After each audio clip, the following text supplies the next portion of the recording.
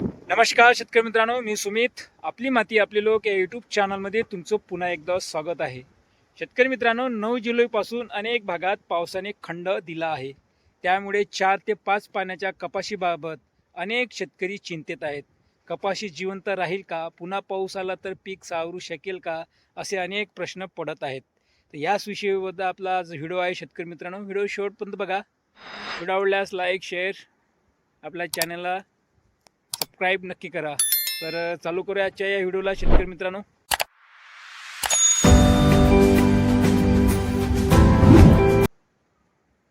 तर शेतकरी मित्रांनो, घाबरण्याची गरज आहे का?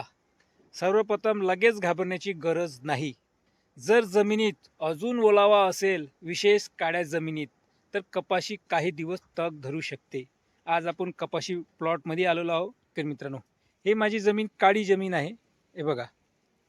तर अजूनही 2-3 दिवस पाऊस नाही आला तरी आपली काही दिवस कपाशी तग धरू शकते. आता दुसरा मुद्दा बघू. काळ्या जमिनीचा फायदा काय? काळ्या जमिनीत ओलावा जास्त काळ टिकून ठेवते. त्यामुळे अशा जमिनीत कपाशीला हलक्या पावसाचा फटका लगेच बसत नाही. शेतकरी मित्रांनो, तिसरा मुद्दा, कोणते लक्षणं दिसू शकतात? पाऊस उशीर झाल्यास बघा, वाढ मंदावते, पाने खाली झुकू शकतात. म्हणजे पाण्याचं जर प्रमाण कमी असेल, जमिनीत ओलावा कमी असेल, तर हे पान दिसत आहे तुम्हाला, हे पान असं खाली लोंबलेलं असते, तुम्हाला स्क्रीनवर दिसतच असेल. नवीन वाढ कमी होते कपाशी पिकाची. आणि सोयाबीनही बघा, सोयाबीनही वाढ खुंटते. शेतकरी मित्रांनो, दीर्घकाळ पाऊस न झाल्यास उत्पादनावर परिणाम होऊ शकतो. शेतकरी मित्रांनो, मुद्दा चौथा, शेतकऱ्यांनी काय करावे? घाईने कोणतीही फवारणी करू नका. तण नियंत्रण वेळेवर करा. जमिनीत ओलावा टिकण्याचा प्रयत्न करा. जर तुमच्याकडे तुषार सिंचन असेल तर लगेच तुषार सिंचन लावा. 2-2.5 तासाची शिफ्ट द्या. जर पावसाचं प्रमाण एकदमच कमी असेल, ओलावा एकदमच कमी झाला असेल, विहीर किंवा सिंचनाची सोय असल्यास गरजेनुसार हलके पाणी द्या. आता मुद्दा पाचवा, पाऊस आला तर काय होईल?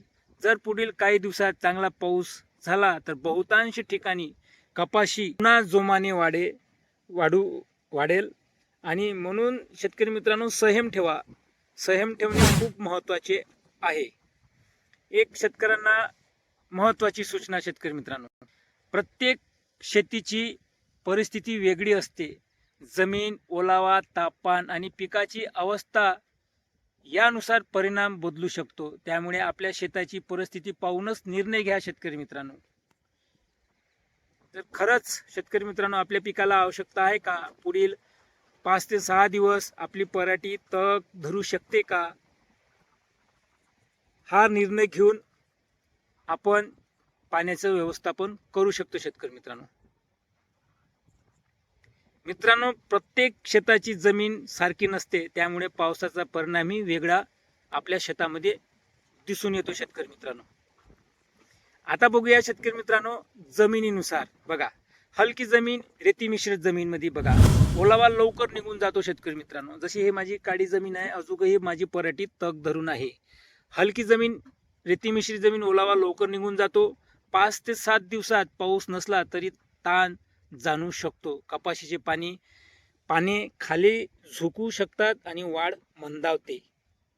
जसं आता हे माझी कशी काळसर जमीन आहे, अजूनही 5-6 दिवस पाऊस नाही आला तरी तग धरू शकते. पण शेतकरी मित्रांनो, तुम्ही जर काळी जमीन जरी असली आणि तणनाशक जर मारले असले तर कपाशी पिकावर थोडासा तणाचा असर दिसतो. जशी माझी कपाशी, मी तणनाशक मारलेले आहे, कपाशी पिकावर थोडासा तणनाशकाचा असर पडलेला आहे. आता बघूया मध्यम जमीन, ओलावा काही दिवस टिकतो. बघा, ज्या शेतकऱ्यांची जमीन मध्यम जमीन आहे, ओलावा काही दिवस टिकतो. साधारण 7 ते 10 दिवस पावसाचा खंड सहन करण्याची क्षमता असते. त्यानंतर ताण दिसू लागतो. आता पराठी पिकावर कोणता ताण दिसतो? मी सांगितलेला आहे शेतकरी मित्रांनो. वाढ मंदावते, वाढ धीम्या गतीने होते, म्हणजे वाढ खुंडल्यासारखी होते, वाढ दिसत नाही. आणि जे पराठीचे जे पानं आहेत हे पूर्ण खाली झुकल्यासारखे दिसतात आणि नवीन ब्रांचेस फुटत नाही. आणि काळी जमिनीमध्ये ओलावा जास्त काळ टिकतो, त्यामुळे कपाशी तुलनेने अधिक दिवस तग धरू शकते. आता माझी कॉटन कशी आहे शेतकरी मित्रांनो, अजूनही 5-6 दिवस पाऊस नाही आला तरी काही दिवस अजून 4-5 दिवस तग धरू शकते. पण मला लवकरच तुषार सिंचन लावायला लागेल, कारण की मी तणनाशक मारल्यामुळे माझी पराठी हीट पकडलेली आहे, पाण्याची अत्यंत गरज आहे.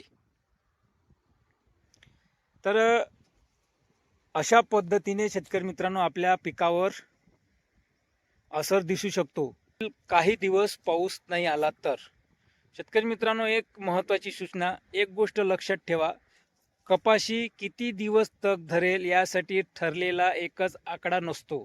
तो जमिनीचा प्रकार, जमिनीतला ओलावा, तापमान, वारा, पिकाचे वय आणि व्यवस्थापन यावर अवलंबून असतो. त्यामुळे अफवावर विश्वास न ठेवता आपल्या शेतीची परिस्थिती पाहून निर्णय घ्या शेतकरी मित्रांनो.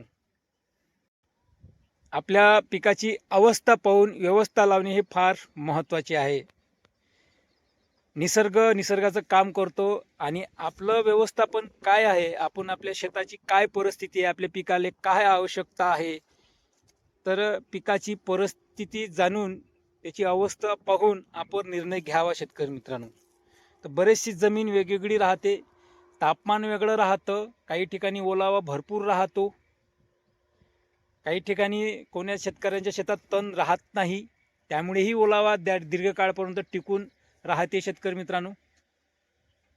तर हे होती शेतकरी मित्रांनो आजची या व्हिडिओची मध्ये माहिती. तुम्हाला ही माहिती कशी वाटली नक्की कमेंट बॉक्समध्ये सांगा आणि आपल्या चॅनलला सबस्क्राईब नक्की करा. तर पुन्हा भेटूया नेक्स्ट व्हिडिओमध्ये शेतकरी मित्रांनो. धन्यवाद. आणि इतर शेतकऱ्यांपर्यंत ही माहिती पोचवा. तर धन्यवाद शेतकरी मित्रांनो.